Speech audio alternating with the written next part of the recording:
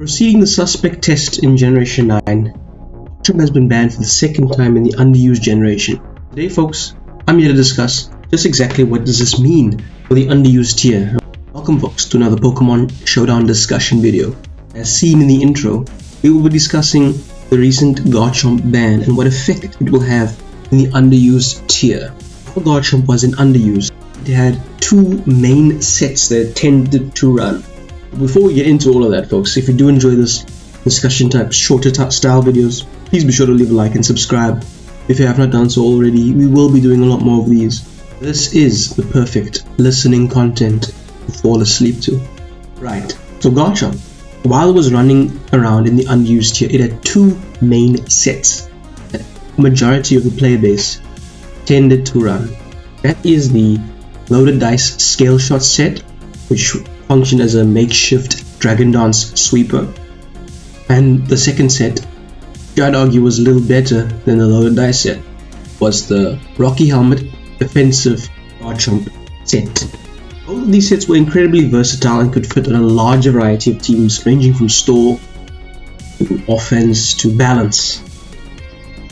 You could always put Garchomp in your team and find a role for it. It was quite versatile as a Pokemon in the Underused tier, but incredibly good stat distribution in all the stats that mattered, so you could run it however you wanted, whether that be all out attacking, choice banded, physically defensive, especially defensive. Tank Chomp was always shuffling around Pokemon, freely setting up hazards with no problems and absolute reliability. Meanwhile, the Scale Shot Loaded Dice Garchomp had ways and means to break through its checks and counters, and it almost never died in one hit. Absolutely versatile and resilient Pokemon. Garchomp could truly do it all in the Underused tier. After Garchomp is gone, things are. Let's get into a few discussions of what changes for the Unused tier. The ground types that Garchomp always outclassed get a lot better. It's only coincidence that many of the ground types in the tier are weak to Garchomp's Earthquake. Sandy Shocks. Garchomp was so good that it invalidated Sandy Shocks to an extent as the hazard setter and as a ground type attacker, being 1 point in speed faster than the Sandy Shocks. Excadrill could also be a makeshift Swords Dance Rapid Spin sweeper with Moldbreaker if it's not running the sand teams. But Garchomp was always going to be faster and more bulky, giving it ample opportunity to set up as a Stealth Rock setting ground type. Garchomp was way better than Donphan. With Rocky Helmet, Donphan doesn't rack up as much residual damage as Garchomp used to, due to it having a rough skin ability. So Garchomp with the Rocky Helmet used to punish U-turns and punish physical attackers way harder than Donphan ever could. Garchomp being gone opens up the door for these ground types to attempt to take the spotlight. Excadrill can become an excellent rapid spinner. Sandy Shocks, which learns both spikes and stealth rocks, will become the next hazard stacking ground type with good defensive typing and good stats all around. After all, there is no Garchomp to outspeed it and threaten it with a 1-hit KO from Earthquake. All of these ground types had a role that Garchomp could fulfill.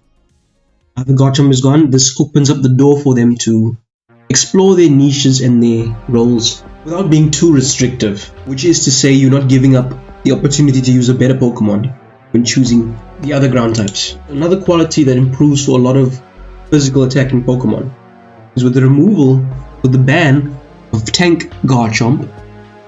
A lot of Pokemon that love to spam physical attacks, and powerful physical attacks at that, get a lot better. Pokemon such as Quavel, Low Kicks, which was pretty common, Scizor, which loved to U-turn around, and especially Mousehold, have an easier time throwing off their powerful attacks.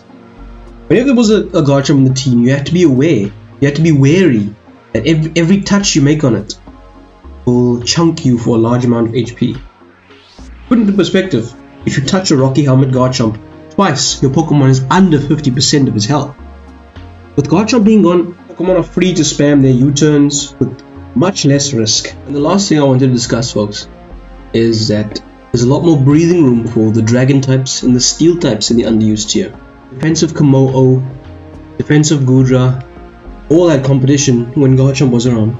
Komodo was inferior as a Dragon Tail phasing Pokemon, and Goodra with its Steel typing was very weak to the Earthquake that Garchomp could throw out. And Garchomp being an extremely common Pokemon in the Underused tier, made Gudra's reliability much worse. Dragon Dance sweepers such as Salamence and Komodo also have opportunity to take the spotlight. Why would you ever use Komodo or Salamence when you could simply just throw on Garchomp, which is tankier, faster, and with better secondary stab in its ground stab? Steel types were not doing so badly, but they will only get better with the removal of the most powerful and spammable Earthquake in the tier. With one less stab Earthquake in the tier to fear, these Pokemon will find a lot easier to come in and spam their attacks, and find a lot more opportunity to set up. And there we have it, folks. Just a quick little video as to what is going on, discussing the Garchomp ban. I do not believe that there are many negative aspects or any losers through the Garchomp ban. There are not many Pokemon that got a lot worse